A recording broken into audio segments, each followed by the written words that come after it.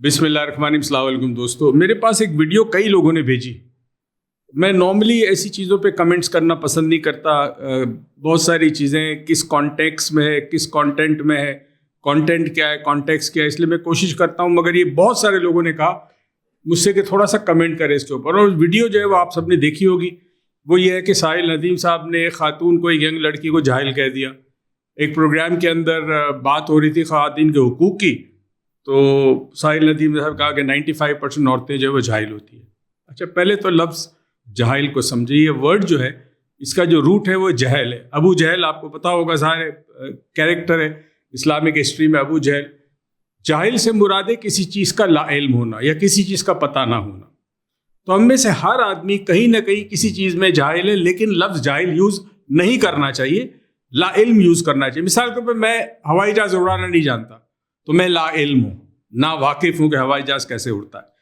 اب ساحل صاحب ایک استاد ہیں, سائیکالوجی پڑھی ہوئی ہے انہوں نے, اسلامی لٹریچر میں بہت مہارت ہے, اسلام کو پڑھا ہوا انہوں نے. سپوز کریں ساحل صاحب آپ ایک کلاس روم میں ہو اور ایک بچی آپ سے سوال کرے یا آپ اس سے سوال کریں, اس کا جواب نہ آئے, تو آپ کیا اس سے کہیں گے تم جاہل ہو, یا آپ اس سے کہیں گے کہ اچھا بیٹا تمہیں نہیں پتا, میں تمہیں سمجھاتا ہوں اس سوال کا جواب کیا ہے یا یہ کانسیپٹ کیا ہے. یہ طریقہ ہوتا ہے. اصل میں ہمارے معاشرے میں اخلاقیات کا جنازہ نکل چکا ہے. الفاظ کا چناؤ اب ہمارے پاس نہیں رہا, تو جو منہ میں آتا ہے ہم بولتے. جاہل لفظ نہیں بولنا چاہیے, حالانکہ کئی لوگ کئی چیزوں کے اندر ناواقف ہوتے ہیں. کیا ساحل ندیم صاحب اس حوالے سے ہوائی جہاز اڑانا جانتے نہیں جانتے تو وہ جاہل ہے. مگر میں جاہل نہیں کہوں گا, میں کہوں گا ساحل ندیم صاحب جو ہے وہ ہوائی جہاز اڑانا نہیں جانتے, وہ لا علم ہے, ان کے پاس کوئی معلومات نہیں ہے کہ ہوائی جہاز کیسے اڑتا ہے. تو ہم میں سے ہر شخص کہیں نہ کہیں کسی چیز سے ناواقف ہے اور کہیں ہم واقف ہیں. لیکن ہم اس معاشرے میں جہاں ہماری اسلامی اقدار, ہمارا اخلاق, یہ تمام چیزیں بڑی ضروری, ہم لفظ جاہل یوز نہیں کرتے. بیکاز جاہل ورڈ جو ہے اس کا مطلب ہے جہالت. جہالت کا مطلب ہے حقیقت کو نہ جاننا یا حقیقت سے دور ہونا اور اس چیز پہ بلیو کرنا کہ جو حقیقت نہیں ہے.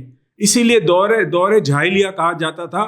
نبی کریم صلی اللہ علیہ وسلم کے آنے سے پہلے یا نبوت کا اعلان کرنے سے پہلے وہ جو معاشرہ تھا وہ دور جاہلیہ تھا, کیونکہ وہاں بت پرستی ہوتی تھی.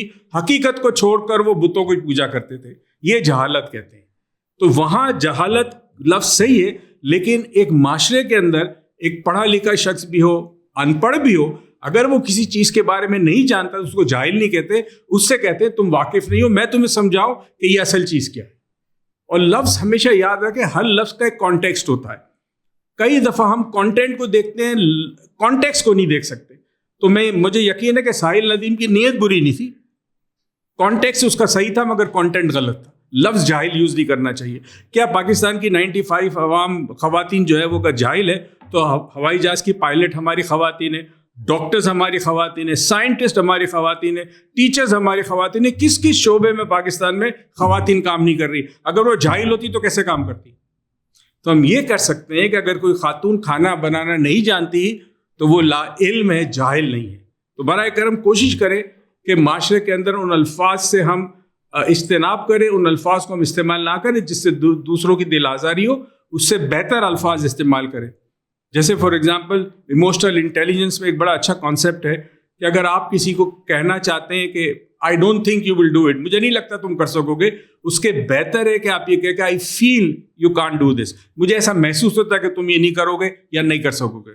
تو جہاں آپ فیل کا ورڈ لاتے ہیں, وہ فیل کا ورڈ جو ہے وہ سبجیکٹو ہو جاتا ہے کہ بھائی میری فیلنگ ہے کہ تم نہیں کر سکتے. مگر جب نو کا ورڈ آتا ہے, اس کا مطلب میں جانتا ہوں کہ تم نہیں کر سکتے, اس کا مطلب میں تم سے بڑا عقل مند ہوں, تم سے بڑا عالم ہوں, تم سے بڑا جاننے والا ہوں. تو ان چیزوں کا خیال رکھیں. برائے کرم کوشش کریں کہ معاشرے میں جو بدحالی ہے, بد زبانی ہے, بد اخلاقی ہے, عدم برداشت ہے, اس کو ہم کم سے کم کر سکیں تاکہ لوگ اخلاق سے ایک دوسرے سے بات کر سکیں. اپنا بہت بہت شکریہ, خیال رکھیے گا. اللہ حافظ.